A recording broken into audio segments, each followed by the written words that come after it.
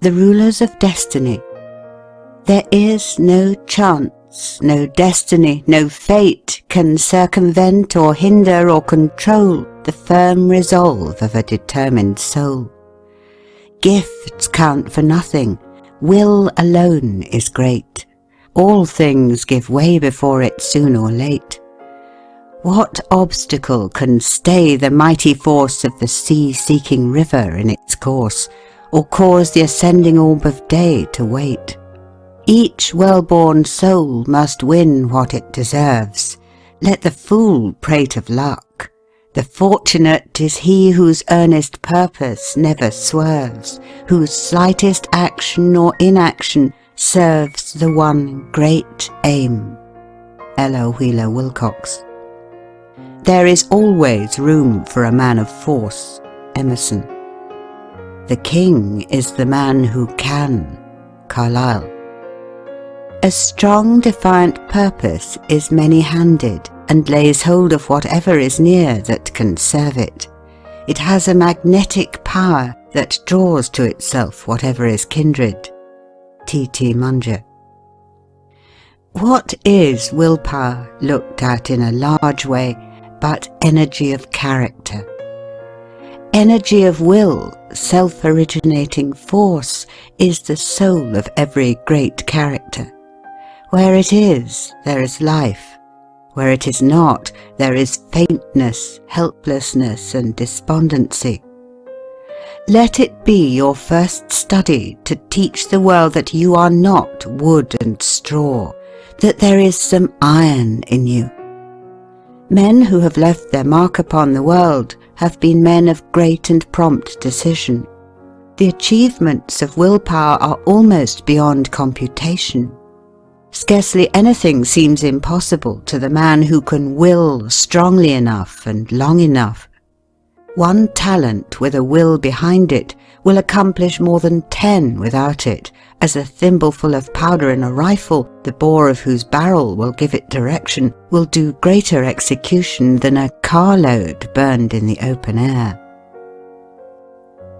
The wills, the won'ts, and the can'ts. There are 3 kinds of people in the world, says a recent writer, quote, the wills, the won'ts, and the can'ts. The first accomplish everything, the second oppose everything, the third fail in everything. End quote. The shores of fortune, as Foster says, are covered with the stranded wrecks of men of brilliant ability, but who have wanted courage, faith, and decision, and have therefore perished in sight of more resolute but less capable adventurers who succeeded in making port. Were I called upon to express in a word the secret of so many failures among those who started out with high hopes, I should say they lacked willpower. They could not half will. And what is a man without a will? He is like an engine without steam. Genius unexecuted is no more genius than a bushel of acorns in a forest of oaks. Will has been called the spinal column of personality. The will in its relation to life, says an English writer, quote, may be compared at once to the rudder and to the steam engine of a vessel, on the confined and related action of which it depends entirely for the direction of its course and the vigour of its movement. End quote. Strength of will is the test of a young man's possibilities. Can he will strong enough and hold whatever he undertakes with an iron grip? It is the iron grip that takes and holds. What chance is there in this crowding, pushy, selfish, greedy world where everything is pusher or pushed for a young man with no will, no grip on life? The man who would forge to the front in this competitive age must be a man of prompt and determined decision. A tailor's needle. It is in one of Ben Jonson's old plays, quote, when I once take the humour of a thing, I am like your tailor's needle. I go through with it. End quote.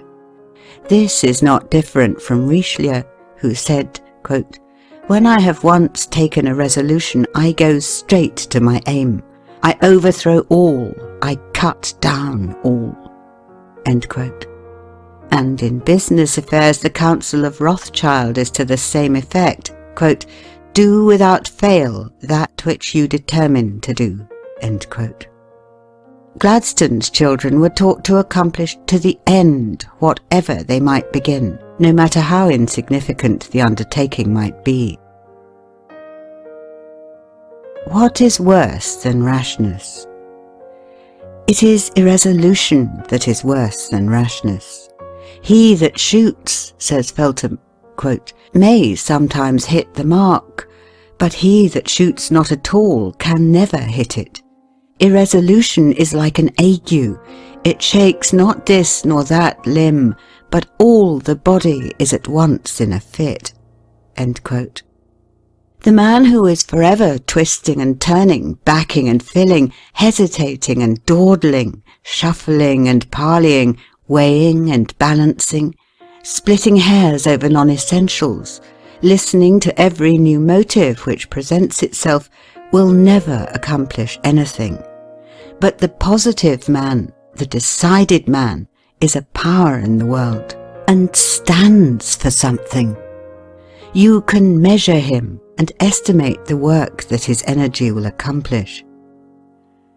Opportunity is coy, is swift, is gone before the slow, the unobservant, the indolent, or the careless can seize her. "Vigilance in watching opportunity," said Phelps, quote, "tact and daring in seizing upon opportunity, force and persistence in crowding opportunity to its utmost of possible achievement, these are the martial virtues which must command success." End quote. "The best men," remarked Chapin, quote, "are not those who have waited for chances, but who have taken them, besieged the chance, conquered the chance, and made chance the servitor." End quote.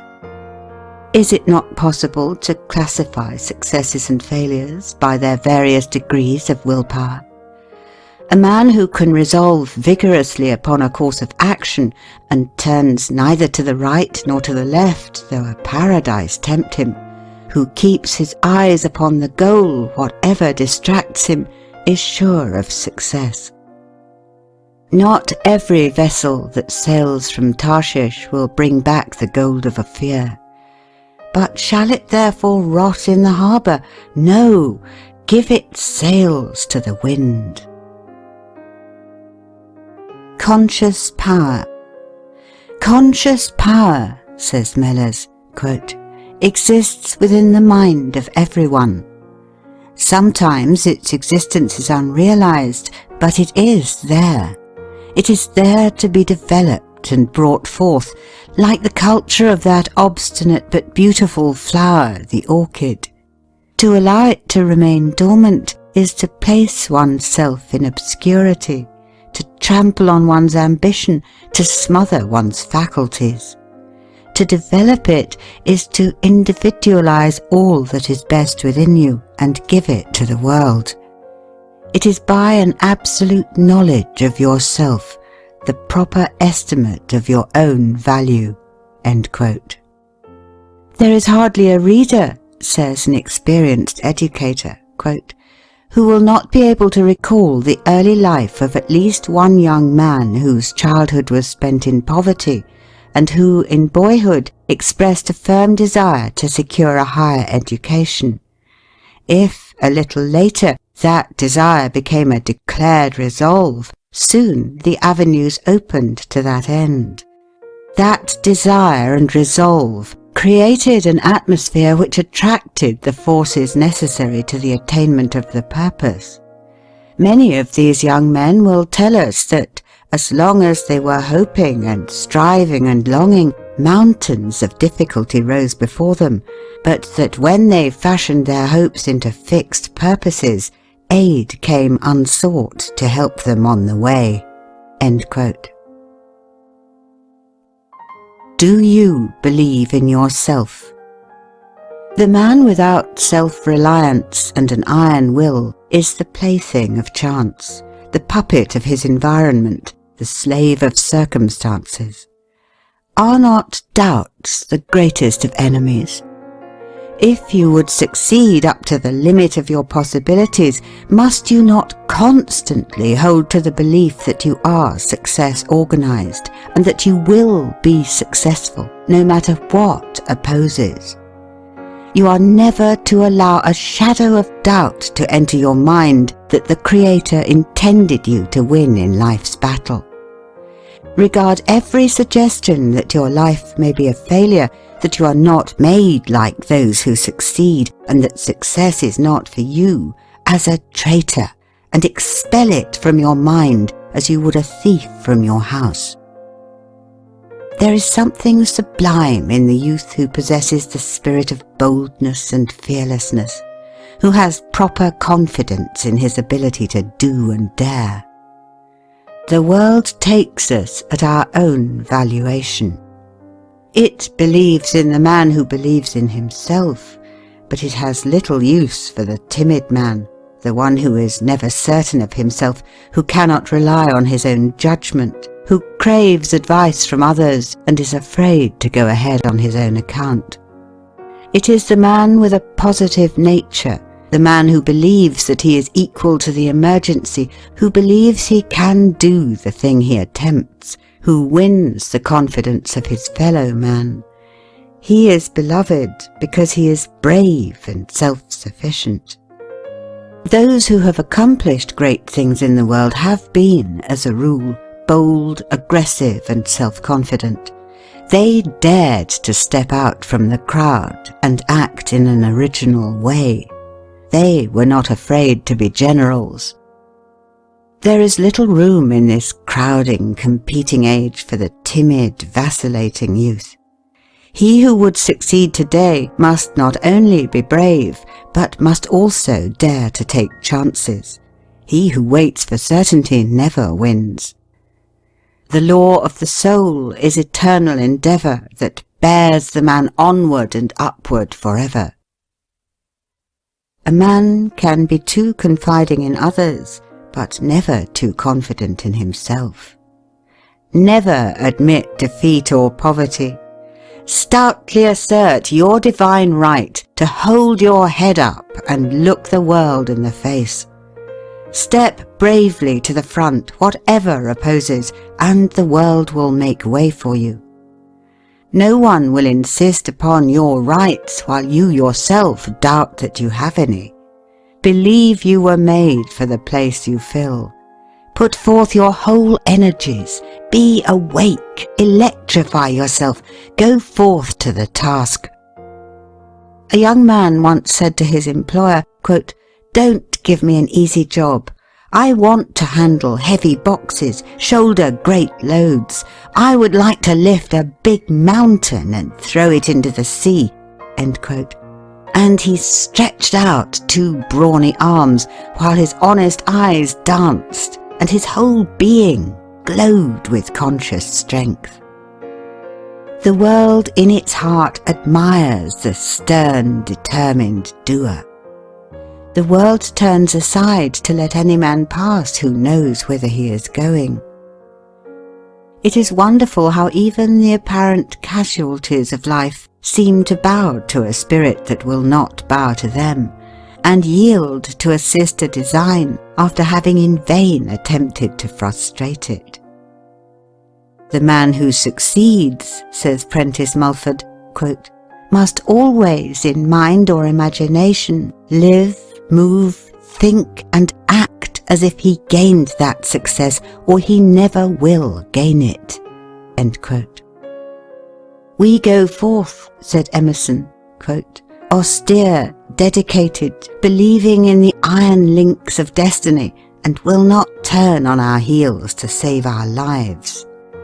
A book, a bust, or only the sound of a name shoots a spark through the nerves, and we suddenly believe in will.